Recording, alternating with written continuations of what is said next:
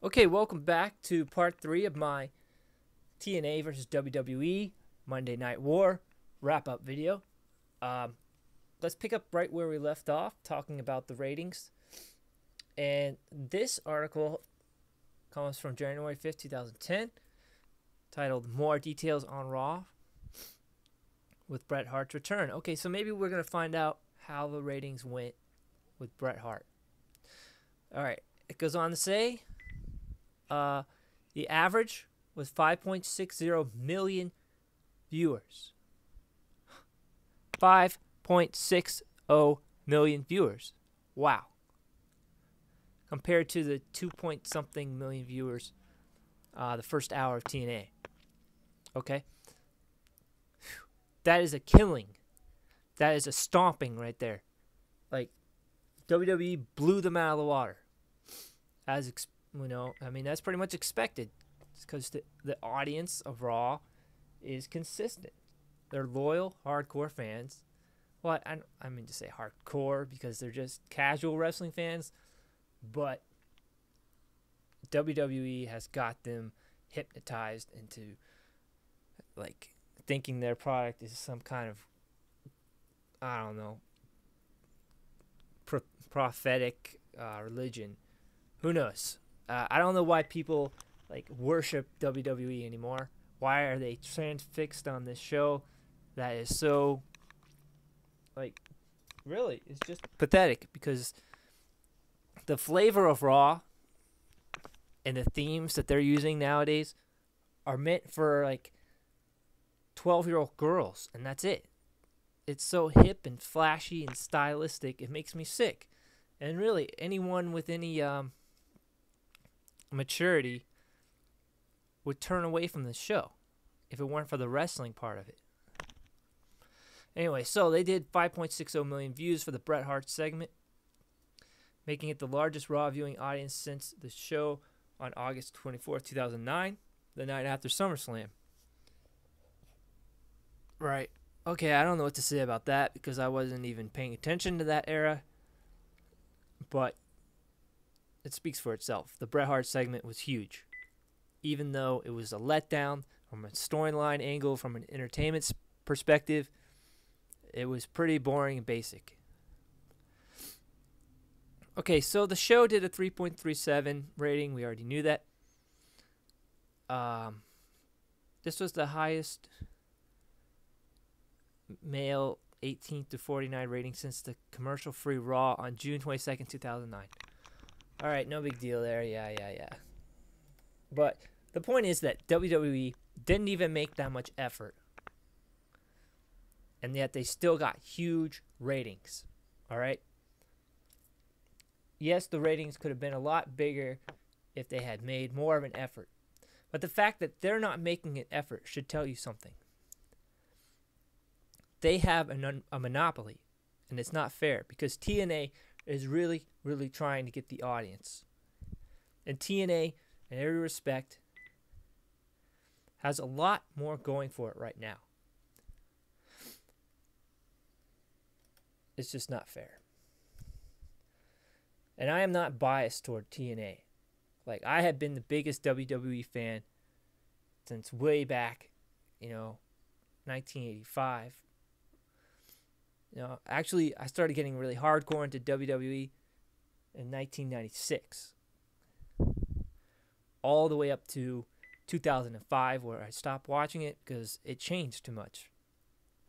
And I kind of outgrew wrestling. But regardless, here I am promoting TNA, which I have never really watched TNA up until 2005, when Kurt Angle joined, something like that. That's when I started to pick up on it. And I realized, hey, you know what? This is actually better than what Vince McMahon and his crew are producing. Now, I'm not saying it's leaps and bounds better. I'm not saying it's consistently better. But I'm saying overall, I like it more. I am still a WWE fan in the respect that they have all this history of wonderful entertainment. And I'd love to see WWE get back to what it used to be. But that doesn't look like it's going to happen anytime soon, unfortunately. So I am sticking with TNA. And I'm hoping and praying that TNA will do better in the ratings. Because I want Vince McMahon to feel the heat. I want him to feel the competition. Just like he did during the WCW era.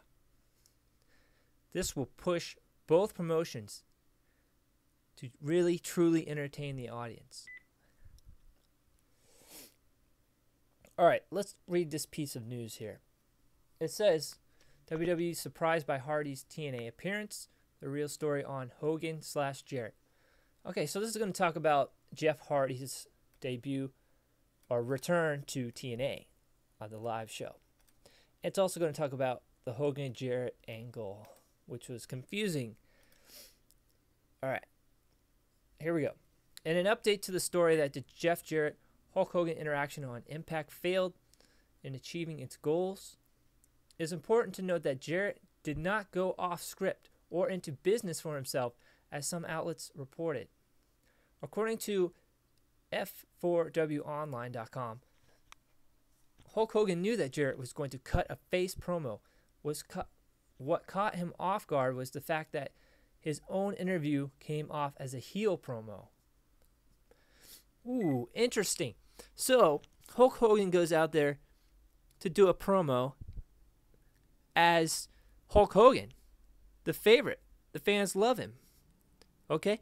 He goes out there to do that promo, expecting to get a positive reaction from the crowd. And he gets somewhat of a heel from reaction from the crowd. Somewhat of heat and boos from the crowd. So that threw him off guard. Like he didn't expect that? Really? You come out there wearing black with the NWO music and, talking to Scott Hall and Kevin Nash and Sean Waltman and this and that, trying to lay down the law and change TNA, and you expect not to get heat? Not to have controversy? I don't know. I find that hard to believe that Hogan was thrown off. I think that was actually Hogan's game plan. Anyway, let's read on. Although Hogan was supposed to out babyface Jarrett in the segment, neither was slated to come across as a heel. Well, that's just even more confusing because after watching that segment, I felt like Jarrett was coming out as big babyface and Hogan was coming across pretty hardcore as a heel, as a bad guy. Now, I don't understand how it's possible for them to think that Hulk Hogan would have been viewed as a good guy in that segment, or even more of a good guy than Jarrett in that segment. I think that's ridiculous. The way Hogan handled that, he really, really pushed the bad guy character, which was surprising because in his previous promo, it sounded like he was going more for a good guy type, like leaning towards good, but kind of like shady. So yeah, it's confusing, and the audience are confused by it, I'm sure, because they don't know who to cheer for and who to boo for. But at the same time, it creates controversy, which is good for ratings, and the fact that the audience will tune in next time to see how things develop, because they obviously want answers to their questions, like who do we cheer for and who do we boo? Like, why is Hulk Hogan doing this? Okay, let's read on. WWE sources were reportedly caught off guard by Jeff Hardy's appearance on Impact, as there was a rumor floating around that Hardy had verbally agreed to return to Raw. Hardy's contract with TNA is believed to be a short-term deal. Very interesting. Yeah. I don't think his deal with TNA is a short-term deal. I'll just leave it at that for right now. And I'm going to do one more video. So tune into the next video.